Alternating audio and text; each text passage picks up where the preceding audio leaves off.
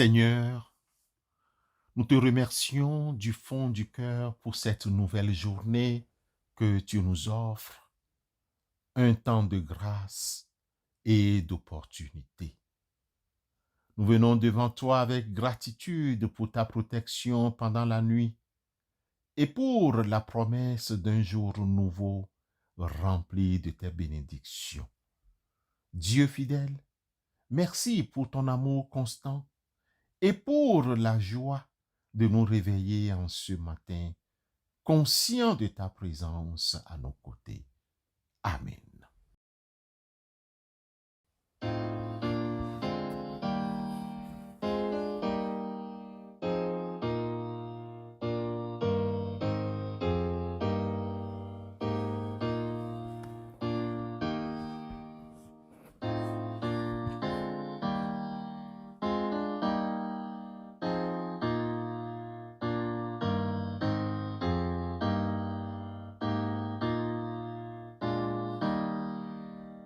Viens à Jésus quand la souffrance ou le remords trouble ton cœur, sans réserver, sans défiance. Dis-lui ta faute et ta douleur. Nul ne peut t'aimer comme il t'aime. Ici-bas tout est passager. Jésus seul est toujours le même. Son amour ne saurait changer. Chers amis, chers frères et sœurs en Christ au bout des ondes, notre lectionnaire nous propose le livre du prophète Osée au chapitre 11, les versets 1 à 12. Osée 11, 1 à 12. Ce passage, très poignant, révèle l'amour profond et la douleur de Dieu face à l'infidélité de son peuple d'alors. Pour mieux comprendre en profondeur ce passage, nous essayerons de résumer l'essentiel des 12 premiers versets, suivis d'un bref message révélateur pour notre vie quotidienne. En effet, au verset 1 à 4 du livre d'Osée chapitre 11, nous découvrons l'amour paternel de Dieu. Dieu rappelle son amour tendre pour chaque humain depuis leur enfance, l'ayant fait sortir d'Égypte et l'ayant guidé avec des liens d'amour. Dieu se décrit comme un père attentionné, prenant soin de son enfant et le nourrissant. Au verset 5 à 7, nous relevons l'ingratitude du peuple d'Israël, le peuple israélite. Malgré cet amour constant, le peuple s'est détourné de Dieu, se tournant vers les idoles et refusant de revenir à lui. Le peuple de Dieu a préféré l'exil en Égypte ou en Assyrie plutôt que la repentance. Bien-aimés, au verset 8 et 9, nous découvrons avec surprise la déception intérieure de Dieu. Dieu exprime sa profonde tristesse et sa compassion face à l'infidélité du peuple. Son cœur est déchiré entre sa colère juste et son amour miséricordieux. Il affirme qu'il est Dieu et non pas un homme, et qu'il ne détruira pas complètement son peuple. Au verset 10 et 11, la promesse de restauration fait légion. Malgré tout, Dieu promet de ramener son peuple de l'exil. il l'attirera à nouveau vers lui et le rétablira dans leur pays. Enfin, bien-aimés frères et sœurs, au verset 12 et ou 13, la persistance d'Éphraïm dans le mensonge et la tromperie frustre le lecteur.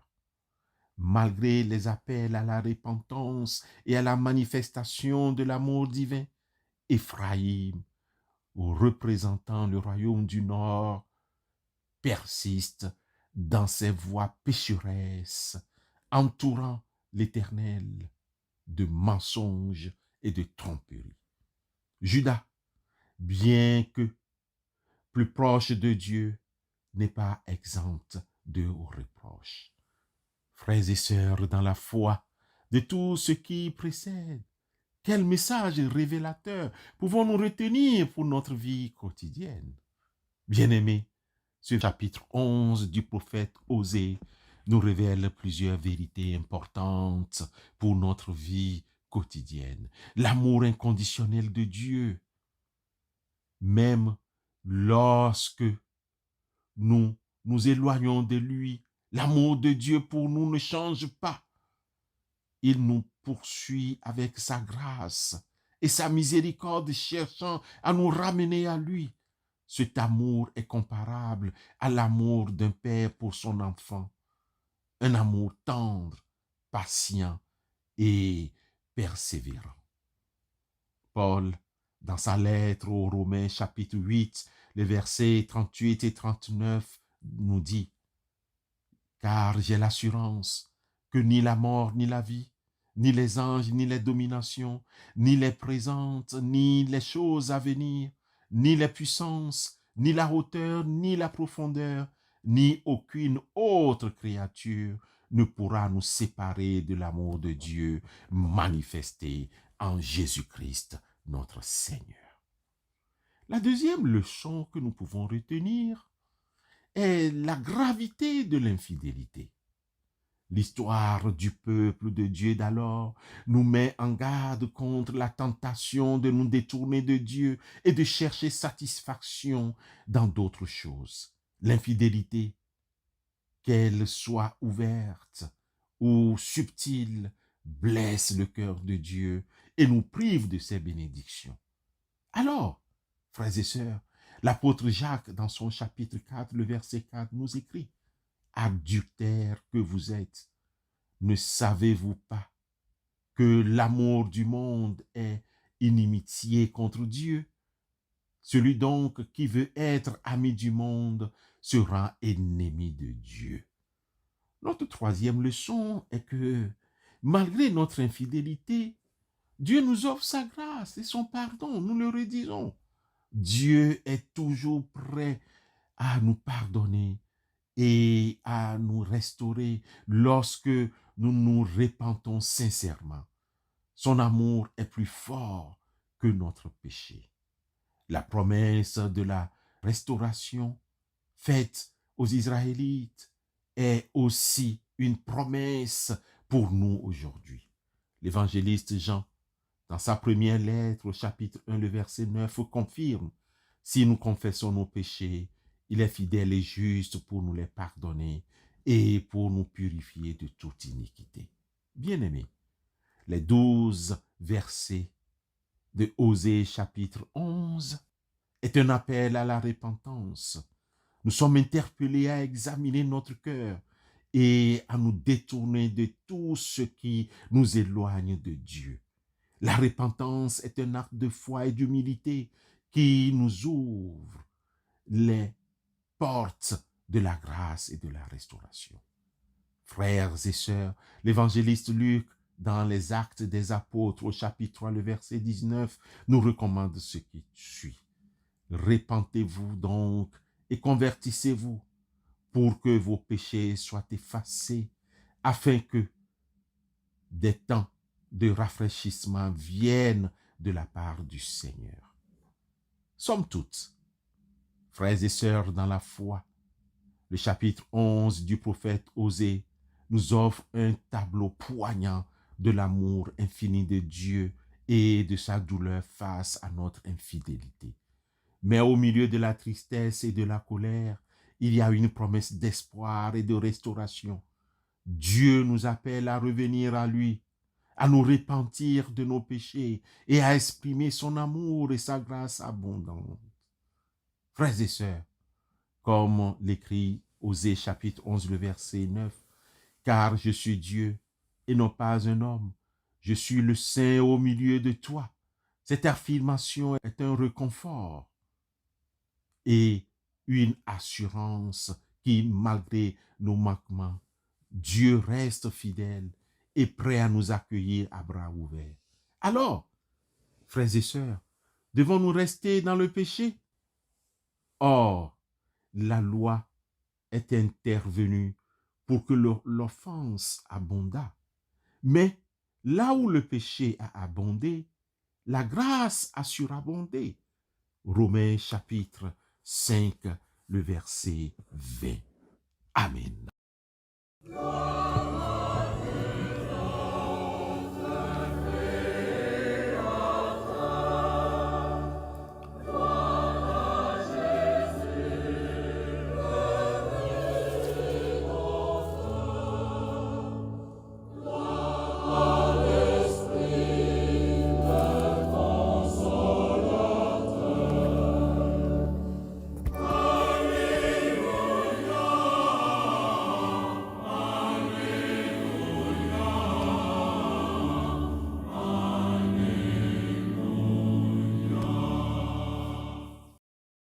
Prions Dieu.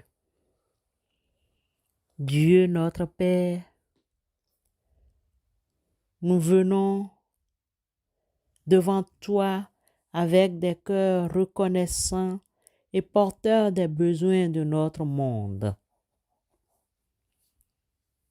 Nous te confions les malades et leurs familles, touchés par la souffrance et l'incertitude. Accorde-leur réconfort, guérison et force dans l'épreuve. Entoure-les de ton amour et de ta présence. Nous pensons également aux personnes vivant avec leur handicap, à leurs familles qui font face à des défis quotidiens. Donne-leur la patience, le courage et le soutien dont ils ont besoin. Inspire la compassion et la compréhension dans nos cœurs. Nous te prions pour les centres de santé et leur personnel, infirmiers, infirmières, médecins, aides-soignants et tous ceux qui œuvrent pour le bien-être des autres. Accorde-leur sagesse, dévouement et force dans leur service. Protège-les et bénis leur travail. Éternel notre Dieu, nous te confions tout le travail de ceux et celles qui te prient avec nous tous les jours et en particulier les besognes des membres de notre panel. Accorde-leur succès, persévérance et satisfaction dans leurs tâches. Bénis leurs efforts et leurs projets. Nous te demandons tout ceci au nom de Jésus, ton Fils, notre Seigneur et notre Sauveur. Amen.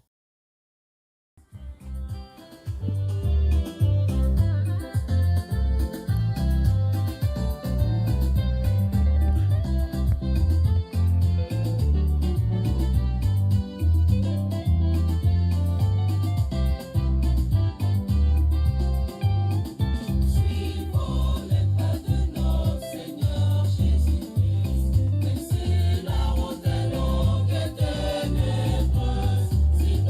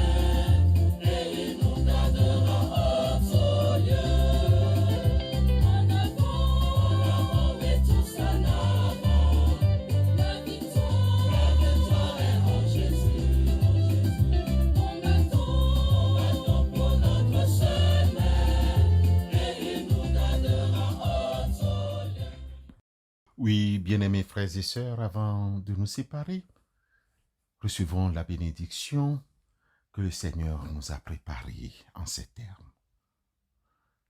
Au seuil de cette journée, Seigneur, nous nous tournons vers toi, cherchant ta guidance et ta force pour affronter les défis qui se présentent. Éclaire-nous de ta sagesse et fortifie-nous de ton Esprit Saint, afin que nous puissions vivre cette journée selon ta volonté. Conduis-nous, protège-nous, bénis-nous dans tout ce que nous entreprendrons aujourd'hui. Amen.